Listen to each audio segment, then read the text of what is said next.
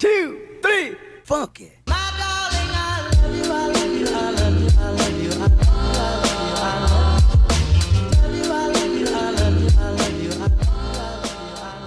What's up, guys? How we doing? Welcome back to Fun with Dom, where everyone is welcome.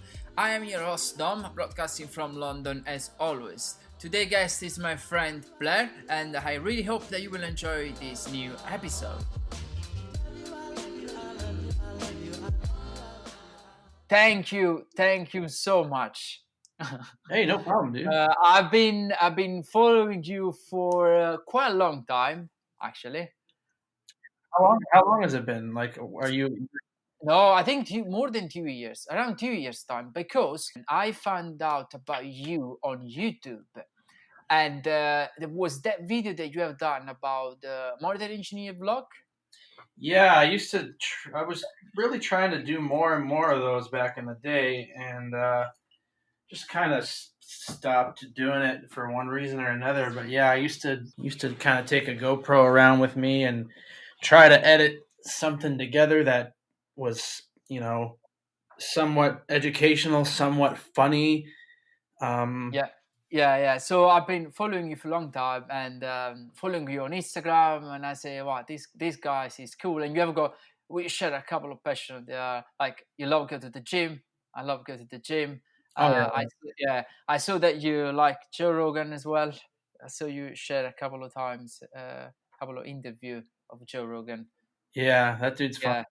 Yeah, I've yeah. never met him, but he's seems funny as hell. Also, you are Canadian. That is one of the best city that I love. So yeah, it's cool. Yeah, it's cool. Yeah, coming to you live from the Great White North. Amazing. I've got a friend of mine. I don't remember where he lives. That he been working in London for I think 4 or 5 years. He was working as AV technician with me for a couple of years. In London, Canada, Yeah. or London, England? No, London, England. London, England. Oh, and Yeah. now he lives in Canada? Yeah, because his visa expired, so he went back to Canada. Yeah. Oh, dang. I thought Yeah. Canada and England had a whole thing going on where we didn't need to do that. No. So what happened? I think that he had 5 years, and after 5 years, you need to find someone that will. It's like US sponsor you, and you will allowed to work without problem in UK. Yeah. Gotcha. Yeah.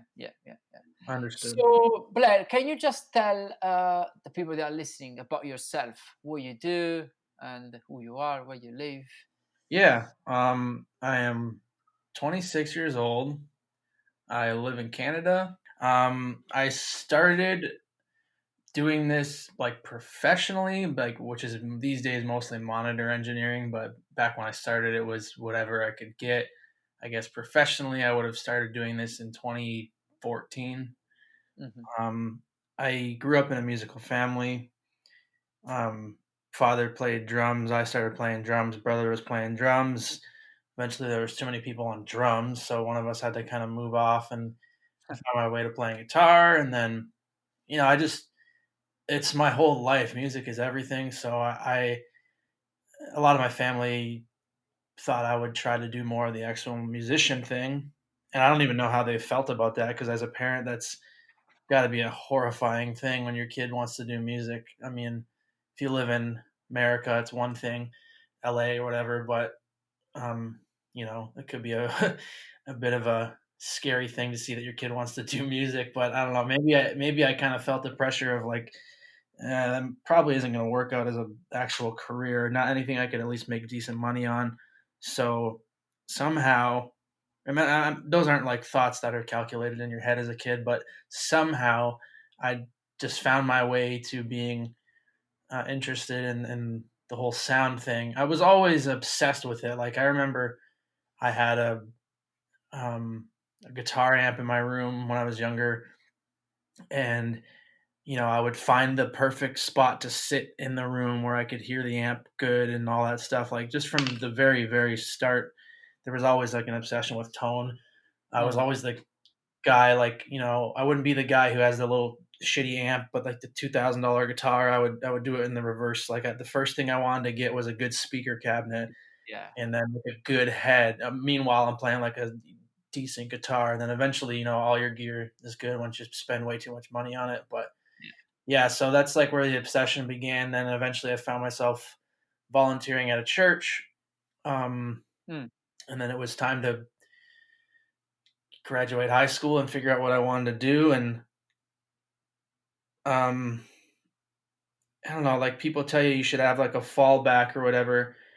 And back then, I was looking at like pharmacy related stuff, and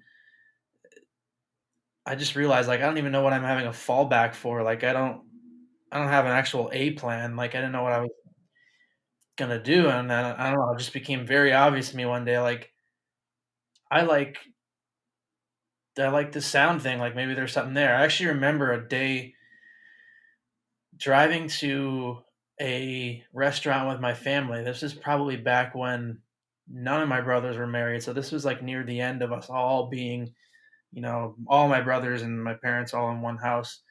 And Okay. I remember them like trying to tell me like you can actually do this. Like if you go to school and blah blah blah, like you could do sound for Rush or something like that. Yeah. I was like, Yeah. I'm never gonna do sound for like that's so impossible. And like they just like told me they're like I don't know, I had like this thing in my head where I was didn't think any of this stuff was possible because to me it sounded like this career is like being a rock star or something.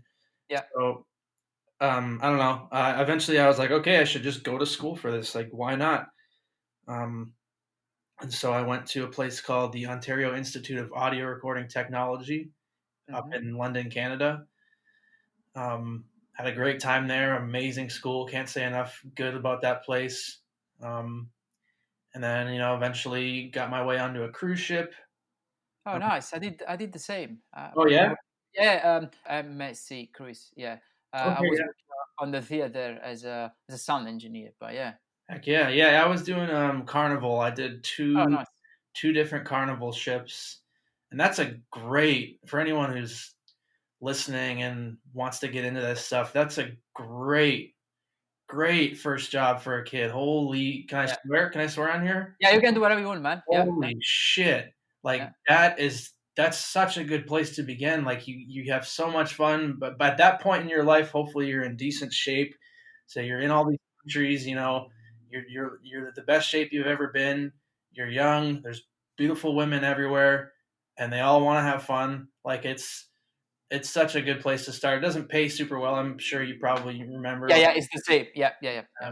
but to start out your first year, like being able to say I'm a professional sound engineer, like that's a great. You don't even care about the money. Like Yeah. I almost at one point thought it was good money, which is hilarious.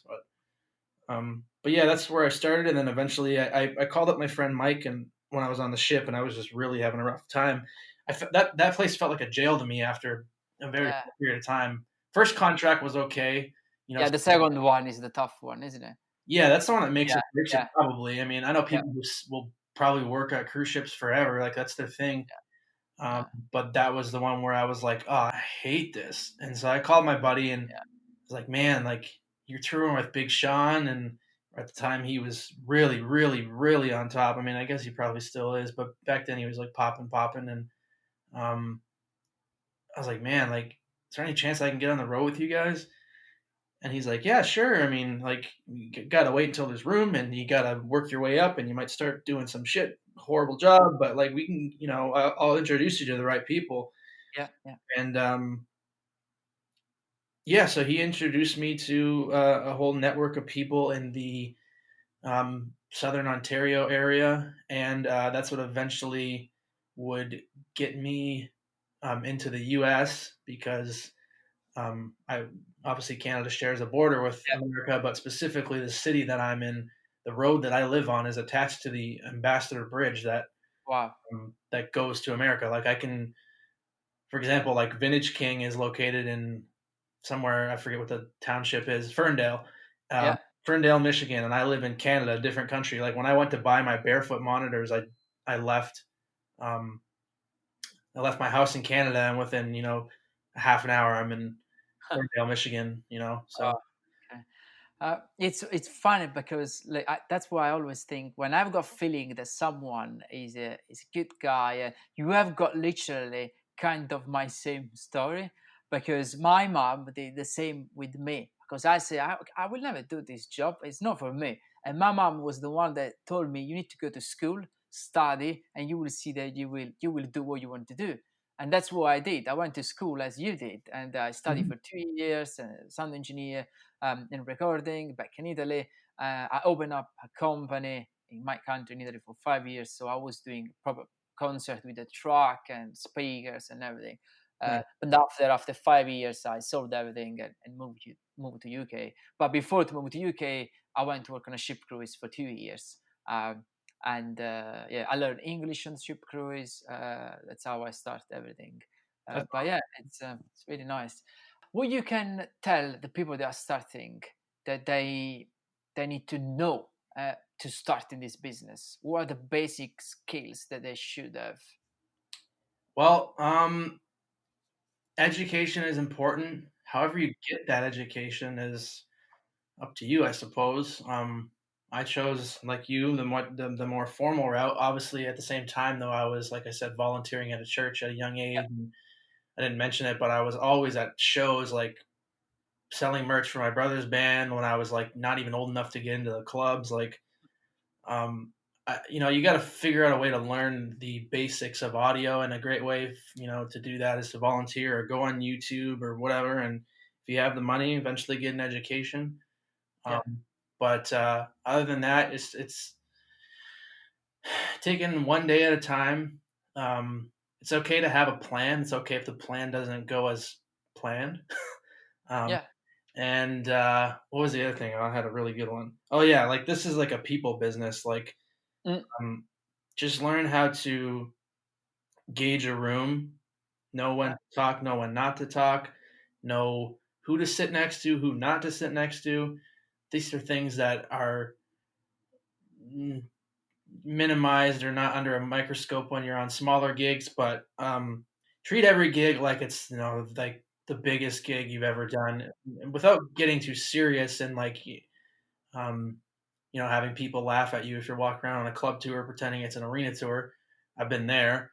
They don't want to be that guy, but at the same time, you got to treat everything with the utmost, perfection and attention to detail. And you know, I used to. What helped me a lot in the past was I used to just read manuals. I used to. One of the funnier things I used to do, and this was almost a game. Um, when I was touring with Kyle, which is the guy who I did the vlogs with, you remember mm, probably. yep, yep, Um, we obviously weren't. I mean, it was a hip hop show without a band usually, and we were doing a lot of festivals. He had a huge hit that just came out, and you know we didn't have consoles and stuff like that. So what I would do is I would read the manuals for whatever console I had to use, and I made a point to try and get pretty in depth with what I was doing with these files, and I'd be building the files on the planes and while reading the manual. Um, like, for a simple hip hop show, you could really just show up and wing it if you wanted, but I use that to my advantage. I'm like, hey, my yep. show To is so learn new stuff. simple. Yeah, Yeah, like my show is so simple that I need to like make sure that I always have like, a snapshot to change maybe the input patch of the main mic to the spare, or like um, a snapshot or an event that, depending on which console it is, like that'll send whatever mix is now having interference to the spare matrix where the spare mix lives for the years. And I basically just dug really deep into every new console I was on because my show was simple. But I made sure that when I loaded the file, everything was okay. My little thing that I used to do, which is funny, is I used to, when I would show up on a new console that I never used before, my goal when the systems guy or the monitor tech would offer me a hand with anything and introduce themselves, hmm, my goal was to shake their hand, be nice, and if they asked me like, "Hey, do you need a hand?" My goal was to lie and say that I actually used to work for that console manufacturer, and I would be okay. And my test every day would be, can I get through this the whole day without asking this guy a question? And there's Yeah. nothing wrong with asking a guy a question, obviously. But like that was how much I wanted to be ready before I even got there. So like my first day on like a Midas Pro or a Soundcraft VI, like, hey man, how you doing? I'm gonna be your monitor tech, blah blah blah. If you need a hand, just let me know. And I'd be like, yeah, I actually used to work for Yamaha corporate, so Mhm. be good. Should be an easy day for you. And like, shake his hand, and smile, and see how long I could bullshit it. And Yeah, yeah, well, I did the same a couple of times. So yeah, I get it completely. I really, get it. oh, Yeah, that's yeah, yeah, yeah. Yeah, I didn't. I mean, my thought was say, oh, I've been using this desk for a long time, so it's fine. I don't need anything. And yeah, nice. yeah, Yeah, I mean, that for me, like the advice thing, it's like just education. You get in what you get out what you put in, I guess. yeah, Build relationships as best as you can. Make sure people know when you walk into a gig, you are there to help. I mean, especially if you're doing monitors. Not that you should offer any less, you know, help when you're doing front of house, but like when you're doing monitors, like it is not about what you want at all. 0%. uh-huh, And sometimes you get lucky and you're working with an artist who's never been on ears or never even had a monitor person, and you get to just do your version of the mix, and sometimes they're pretty much okay with it, and you get to enjoy the rest of the tour listening to what you consider to be a good mix. yeah. I'm going off on a tangent there, but yeah. Well, I get for me it's the same things. I do quite a lot corporate bands most of the time, Mhm. and I end up to do front of house and monitor from one desk. Yeah. Because as you know, there's not enough money. It's not a big gig, and I've got always the same problem because thanks God I bought my desk, so now it's easier for me. But at the beginning was a big challenger because a lot of these function band they never use in-ear monitor most of the time. They're just about normal wage and that's it. So it was a bit challenger because they've got maybe a cheap headphones or they use the normal headphone that they use from their phone. So it's been really challenging. So for Mm. me, I guess that the role of the monitor engineer, especially when you work with a big artist, is quite important because it's all about what the artist hear. So it's not easy. It's not an easy job. No, it's not easy. It's not rocket science either, though. You just gotta you gotta really think about everything you're doing, and is this helping or hurting? And gain staging your compression when you start adding plugins. Don't just smash an 1176 with the output way louder, because then you're not going to be able to A B and compare if you actually did something Yeah, beneficial, or even just with interaction with the artist. Like if I go and talk to him or try to act cool, him or her, or try to be his friend, is that gonna help or hurt the situation? Sometimes it helps. Someone's freaking out before a show. You got to go over and let them, like, they all they want to do sometimes is look in your eyes and see that you're understand. Yeah. like we've done shows before where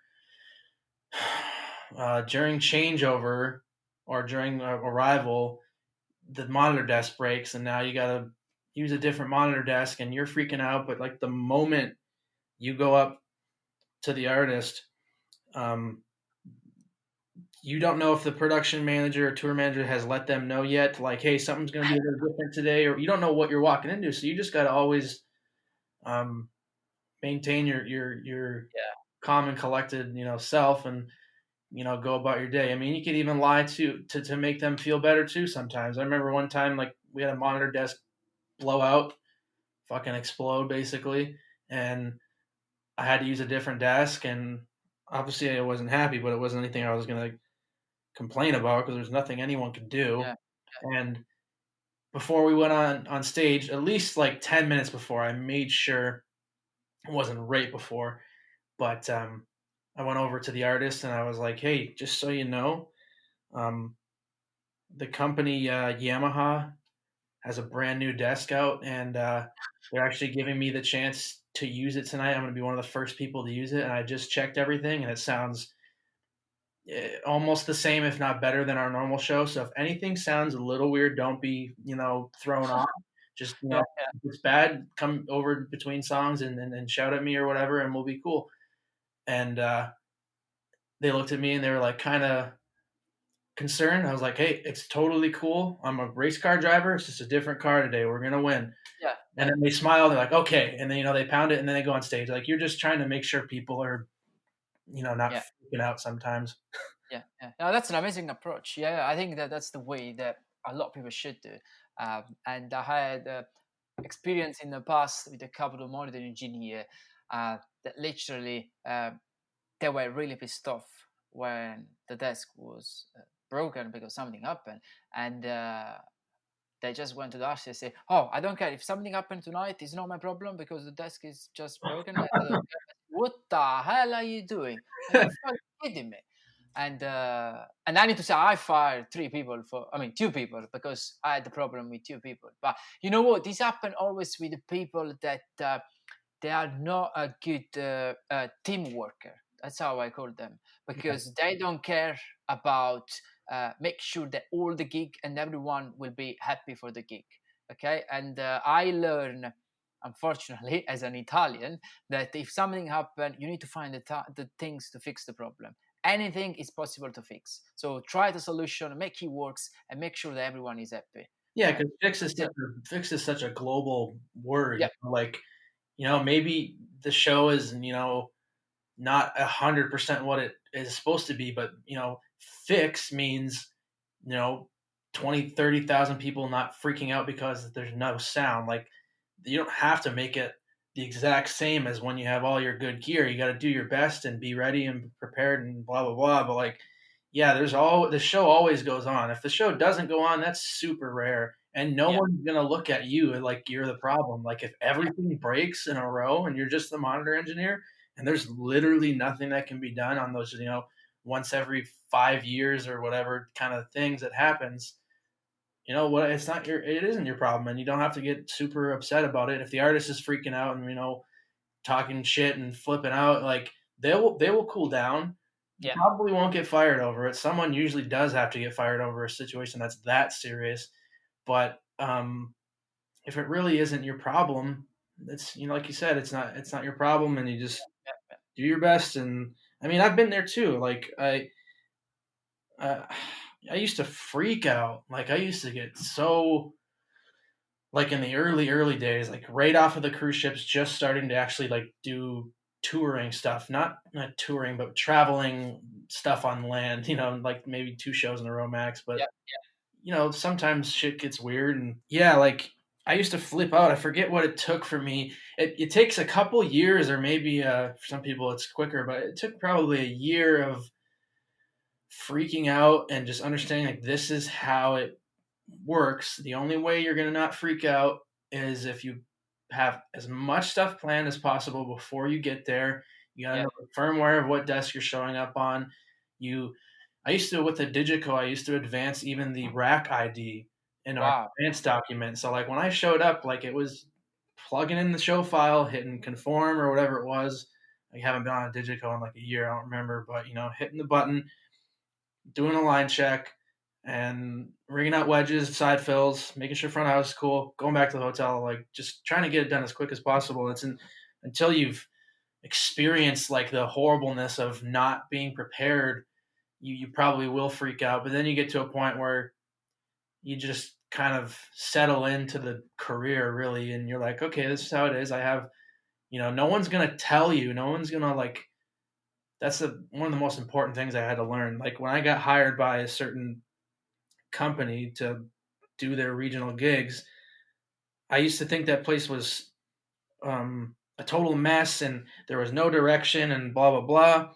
But it's like no one's gonna come and tell you how to do certain things. I mean, maybe if you start at the very bottom at a company, like a big company, they're gonna work you up. But like, there's certain things that no one's gonna tell you um, how to do. And at that company I was at, there was a lot of things, and I just had to learn a lot of it. And I learned how to do stuff the right way and the wrong way, and and eventually, the place this whole conversation is ending to is, eventually you figure it out, and you find calmness in the storm.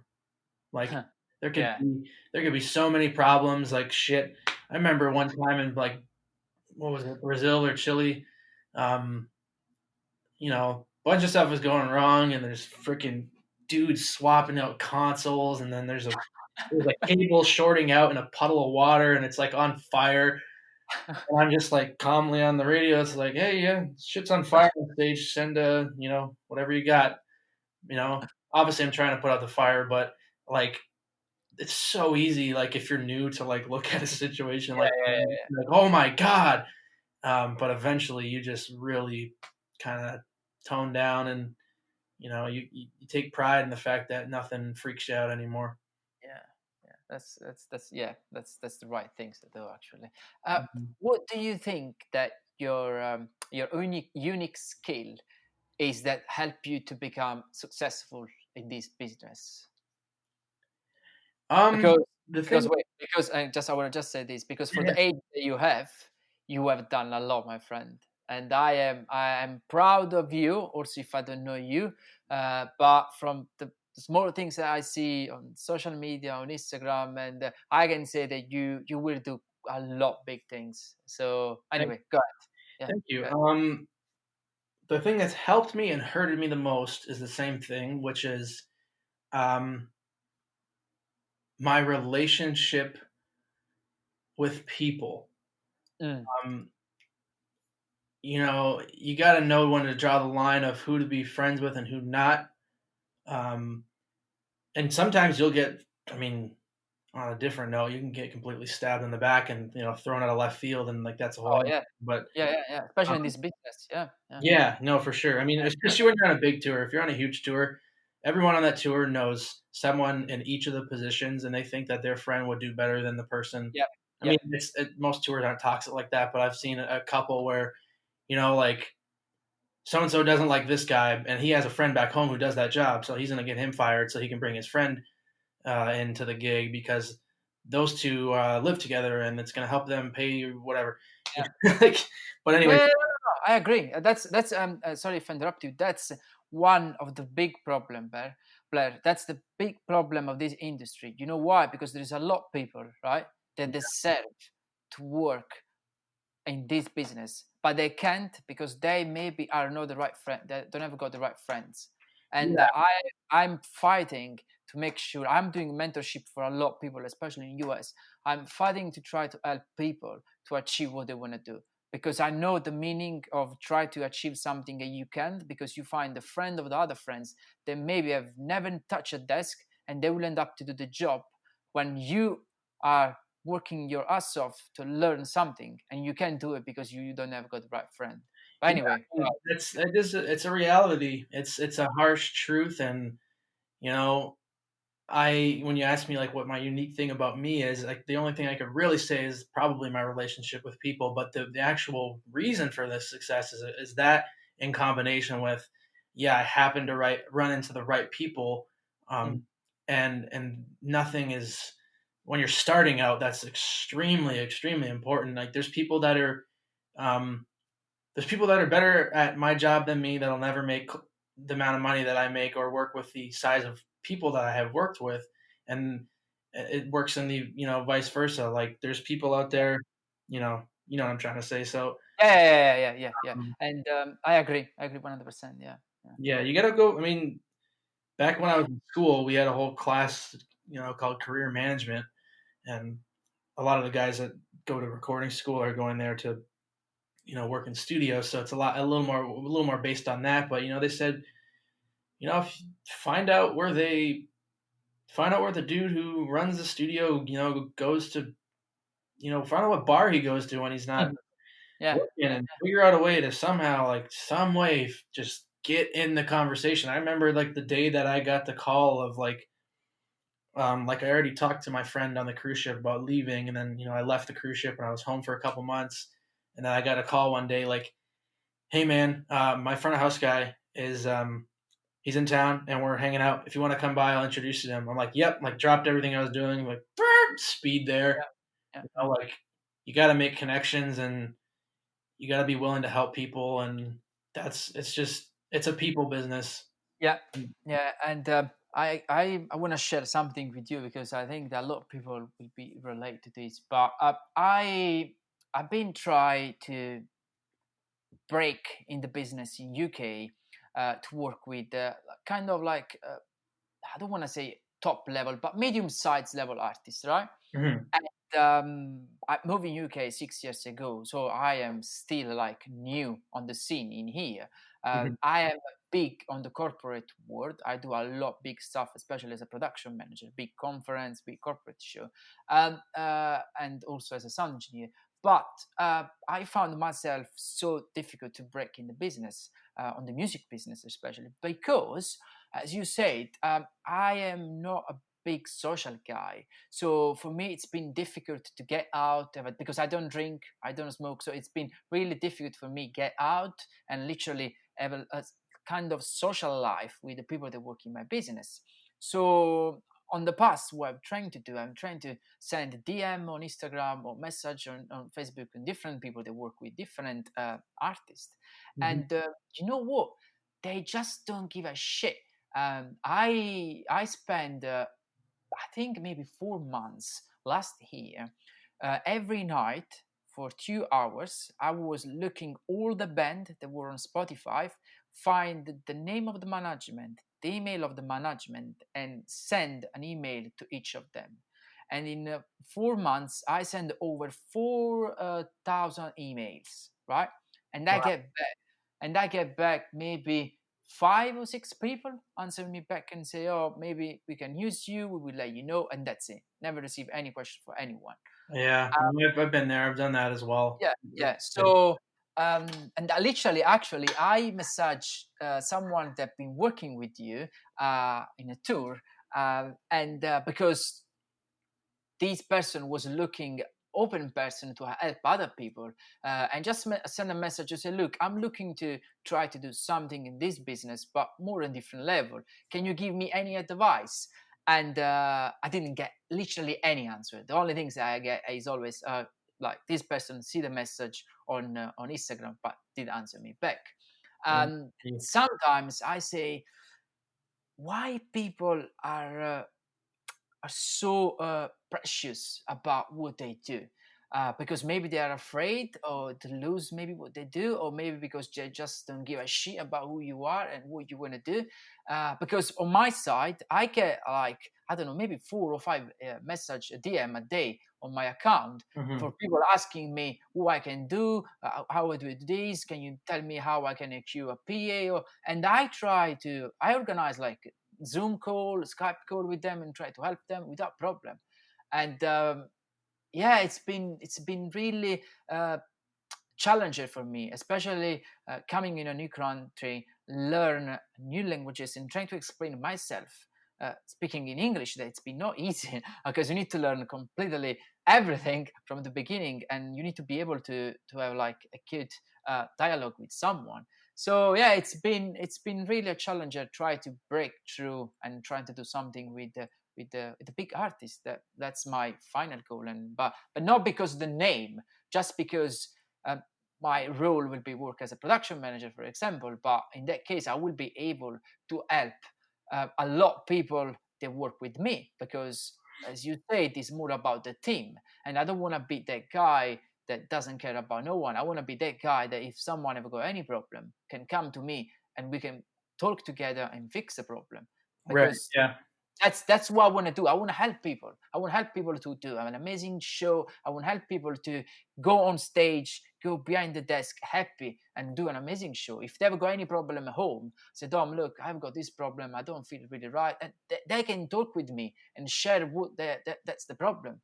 Because I've been lonely for a long time. I lost my dad when I was 16, and I've been through a lot of shit in my life. And I know what it means. Yeah, and it's okay. It's life. I know what it means be unhappy.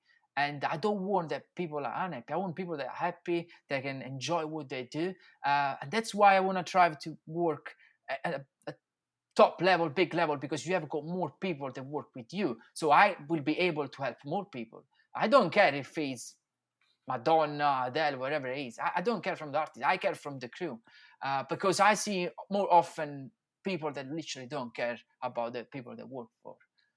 But Yeah, I mean that's great, man. Like, I think I think you're on a good path, and you're like you said, you're doing big corporate stuff, which is yeah, great. yeah, yeah, Like as a production manager, you're dealing with a lot of sometimes logistical headaches and stuff. yeah, Um, I started off doing the same thing too. Like, I don't even know if I fully like ended the whole like history of me story, but where it eventually ended was me doing international tours with like usually hip hop or pop artists. So yeah, that out of the way now that everyone knows that. I forget that there's other people listening to this, not just me and you. yeah, Um, yeah.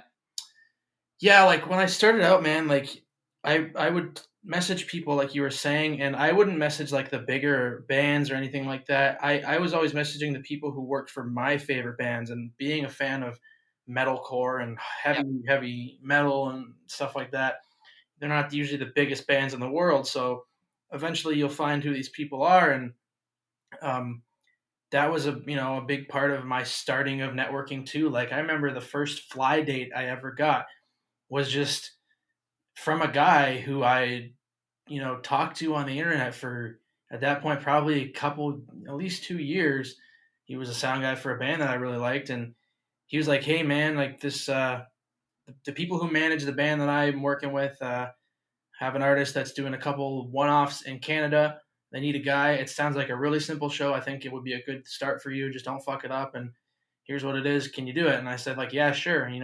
That literally, like, I've gotten gigs multiple times from just Instagram, Hmm. friends. But it takes years to build those relationships, and you got to know when you're first starting out how to build them. And like, I could have easily, when I talked to one of these guys, geek out and be like, "Hey, what's the guitar player like when he's on the bus after the show?" Um, but and you hold yourself back and you don't do that, and then if you're starting out, eventually that'll people want to help people who aren't a threat to them. That's what I've learned. Like when you're just starting out, like, and I mean just starting out, like you don't know your ass from a hole in the ground, and you're talking to you know a semi-successful engineer or a really successful person, they're going to help you out usually because you're not a threat.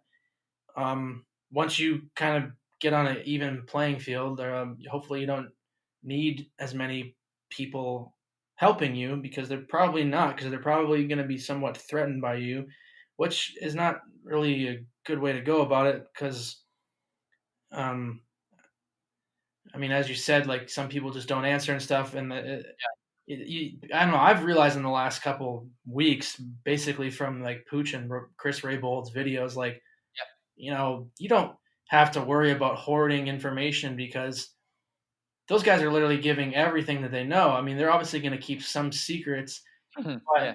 they're giving so much information that at the end of the day, it's like, unless you have my brain and my ears, you're not going to be able to have the mixes that I have, for better or for worse. Like, I could show people everything that I do on an entire mix. I could go through every channel, every level of this and why I did that, and they could take all of that information and make a horrible mix with it. Like, so there's stuff that there's no point in hiding, and like hopefully people are starting to see that now and starting to help each other.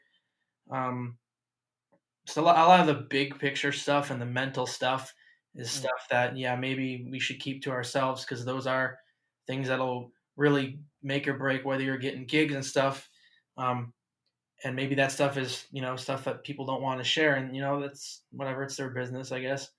Yeah. But yeah, I see what you're saying, and people who are starting out, if you're listening to this, networking is everything. Yeah. Very small business, everyone's connected. um, just keep that in mind when whatever you're doing, everyone knows everyone. And don't get caught with your foot in your mouth or anything like that, because people will find out. And I've seen some people get blacklisted, if you want to say, over some pretty petty shit, and it's sad, but it happens. Yeah. Uh, Blair, what's the most important reason that a lot of people maybe give up on this business? What do you think that can be? Give up? Yeah. Um, like maybe they're not at the level that they want to be at, or like Yeah. something like that. Yeah. Yeah. Geez, I don't know, man. I'm kind of spoiled. Like I had like a 10-year plan that I like wrote out in my head and maybe even on paper when I started my schooling, and I was able to kind of get it a lot quicker than 10 years. So I haven't had too many of those thoughts swimming around in my head. I can imagine family would be one. Yeah. Um, I'm sure there's the divorce rate among roadies is probably some of the highest in the world. Yeah. Um, so yeah, family related stuff, and then probably physical stuff. I mean, it's not too hard to tour anymore if you're on a decent sized tour. I've gotten offers, to do van tours. Like, come on, it'll be fun. We'll do a week or we'll do a month in a van with this band.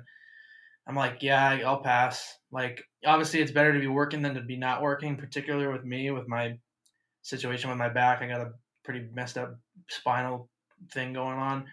Yeah, I, I saw on your Instagram that you were. Did you go to US to do a couple of things, isn't it? I saw a couple of things on Instagram. I don't remember. yeah, I, Yeah. uh, I was discouraged I was discouraged from going to chiropractors from people who have the same injury that I have. There's a Facebook group on that has all these members, and the general consensus Mm. for what I have is like, don't go to chiropractors, don't go to chiropractors, blah blah blah. And I actually got turned away from chiropractors too.